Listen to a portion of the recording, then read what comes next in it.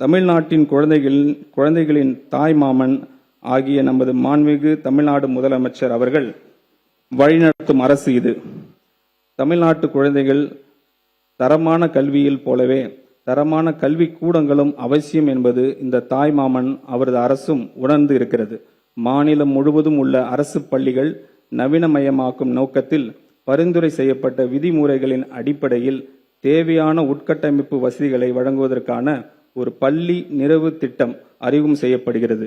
2514 தொடக்க பள்ளிகள், 365 நடுநிலை பள்ளிகள் மற்றும் 855 உயர்நிலை மற்றும் மேல்நிலை பள்ளிகள் என மொத்தம் 3734 பள்ளிகள் 2132 கோடி ரூபாய் மதிப்பீட்டில் இந்த திட்டம் செயல்படுத்தப்படும். இந்த ஆண்டின் திருத்த வரவு செலவு திட்ட மதிப்பீடுகளில் 300 கோடி ரூபாய் இந்த திட்டத்திற்காக ஒதுக்கீடு செய்யப்படுகிறது. சமூக பொருளாதார ரீதியாக பின்தங்கிய நிலையில் இருந்து வரக்கூடிய கல்வி திறன் மிக்க மாணவர்களுக்கு தரமான கல்வி வழங்கும் நோக்கத்தில் பெருந்தலைவர் காமராஜர் சிறப்பு பள்ளிகள் மாடர்ன் ரெசிடென்ஷியல் ஸ்கூல்ஸை பள்ளிகளை நமது அரசு அமைக்கும். 9ஆம் வகுப்பு முதல் 12ஆம் வகுப்பு வரையிலான மாணவர்கள் பயிலும் இந்த பள்ளிகளின் கல்வி, உணவு, தங்குயிடம், பாடப்புத்தகங்கள் மற்றும் யூனிஃபார்ம்ஸ் அவர்களுக்கு விலையில்லாமல் வழங்கப்படும். இந்த பள்ளிகளின் உட்கட்டமைப்பினை மேம்படுத்துவதற்காக இந்த திருத்த வரவு செலவு திட்ட மதிப்பீடுகளில் 125 கோடி ரூபாய் ஒதுக்கீடு செய்யப்படுகிறது. வேகமாக மாறி வரும் உலகளாவிய மற்றும் தொழில்நுட்ப யுகத்திற்கு ஏற்ப பள்ளி கல்வியின் பாடத்திட்டத்திற்கு அனுபவ ஆய்வு அடிப்படையில் எதிர்கால தலைமுறைக்கான திறன் சார்ந்த முழுமையான கல்வியாக மாற்றியமைப்பது காலத்தின் கட்டாயமாகும்.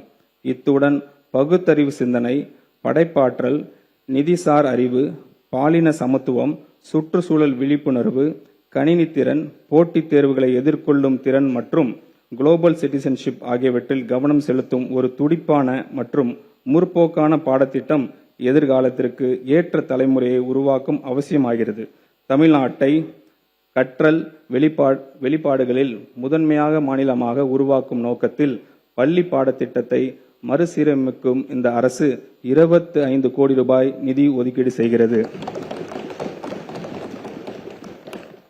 சே நோ டு ட்ரக்ஸ் என்று சொன்னவர், என்றென்றும் அதை சொல்பவர் நமது மாண்புமிகு தமிழ்நாடு முதலமைச்சர் அவர்கள். ட்ரக்ஸை விடு, ஸ்போர்ட்ஸை எடு என்று சொன்னவர் நமது மாண்புமிகு தமிழ்நாடு முதலமைச்சர் அவர்கள். போதைப் பொருள் இல்லாத தமிழ்நாட்டை உருவாக்கவும் நமது இலக்கானது பள்ளிகளில் இருந்தே தொடங்குவது மிகவும் அவசியமானதாகும்.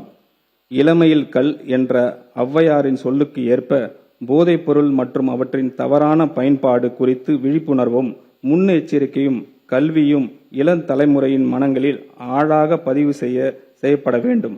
இதற்கான முன்னெடுப்பின் கீழ் பள்ளிகளில் போதைப் பொருள் எதிர்ப்பு அமைப்புகளும் தன்னார்வ குழுக்களும் அமைக்கப்படும். மேலும் இது குறித்து விழிப்புணர்வு ஏற்படுத்துவதற்காக 10581 என்ற உதவி எண்ணை ஸ்கூல் கேம்பஸ்களில் தெளிவாக காட்சிப்படுத்தப்படும். இந்த திட்டத்தினை செயல்படுத்த அரசு 7 கோடி ரூபாய் நிதி ஒதுக்கீடு செய்கிறது. அத்துடன் மாணவர்களுக்கும் ஆசிரியர்களுக்கும் பாதுகாப்பாகவும் இரகசியமாகவும் தகவல் தெரிவிக்க ஏதுவாக போதைப் பொருள் இல்லா தமிழ்நாடு, ட்ரக்ஸ் ஃப்ரீ தமிழ்நாடு என்ற ஆப்பின் மூலம் போதைப் பொருள் கடத்தல் மற்றும் பயன்பாட்டு குறித்து தகவல்கள் பகிரும் வசதியுடன் உருவாக்கப்பட்டு உள்ளது.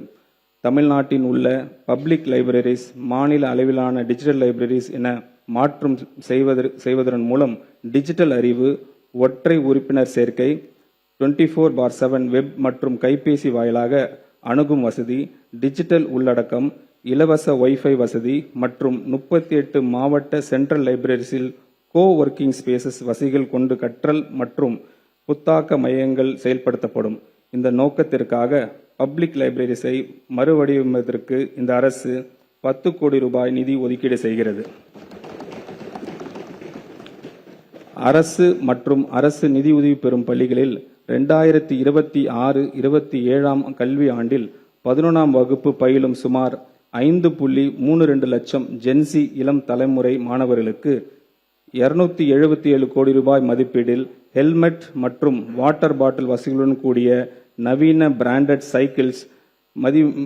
சைக்கிள்ஸ் வழங்கப்பட உள்ளது.